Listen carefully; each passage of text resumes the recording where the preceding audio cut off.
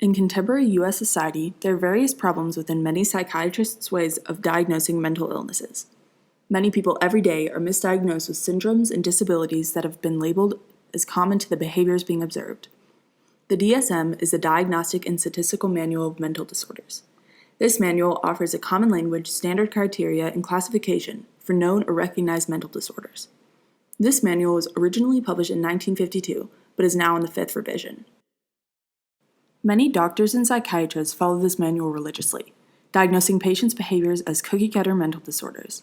Many times, the real problem gets overlooked, and there's overdiagnosis along with overmedication.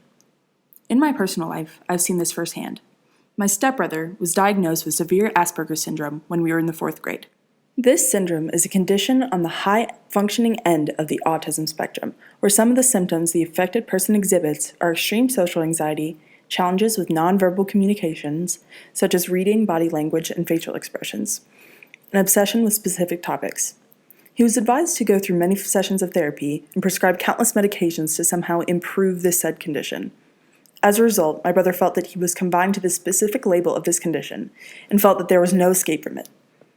Ultimately, he felt that he had something wrong with him that needed to be fixed. He attended the therapy sessions and tried out many medications, but nothing was helping. Throughout his teenage years, he had an extreme amount of trouble fitting in and making friends, until he discovered the sport of volleyball. Through this sport, he was taught how to work with a team, and this led to an extremely notable decrease in the social anxiety and communication challenges that he faced. Him being only 3 months younger than me, we have always been extremely close, and he has always confided in me about the troubles he has been through. Now, the Asperger's is barely noticeable, and he attends Yale University, where he is thriving in academics and social life. Although the doctor that he saw did prescribe him these medicines and therapy sessions, the thing that helped him the most was learning how to overcome it himself.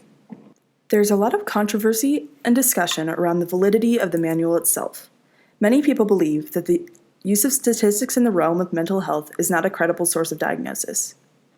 The manifest function that the creators of the DSM intended was to help the healthcare professionals have a more general and scientific way to diagnose mental disabilities. The latent function of the DSM is the misdiagnosis of patients and their needs not being met because of the standardization of symptoms that may not be that person's personalized diagnosis.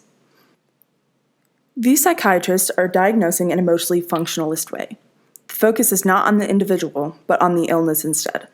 The social expectation is for the doctor to identify an illness as a concrete thing that is able to be fixed with medication. In many cases, this is what the doctor is diagnosing, the illness and not the patient. The affected individuals are challenged by the stereotypes and prejudice that result from the misconceptions about mental illness. As a result of this, people with mental illnesses are robbed of the opportunities that define a quality life, such as good jobs, safe housing, satisfactory healthcare, and much more. There's a tension, though, in that people with more serious mental illnesses are overlooked, while others are being labeled as crazy, getting thrown into mental facilities, and forced to take medication because they have a certain type of disorder that is said incurable, and diagnosed as common anxiety. There are also plenty of stigmas against anxiety and depression, and people claiming that they are not mental illnesses, but rather a mindset. In spite of the challenges that people with mental illnesses confront, people are currently taking initiative within protests, speaking out on social media, and trying to make a difference within smaller and larger groups to end this labeling and ensure that mental illnesses will be treated and diagnosed.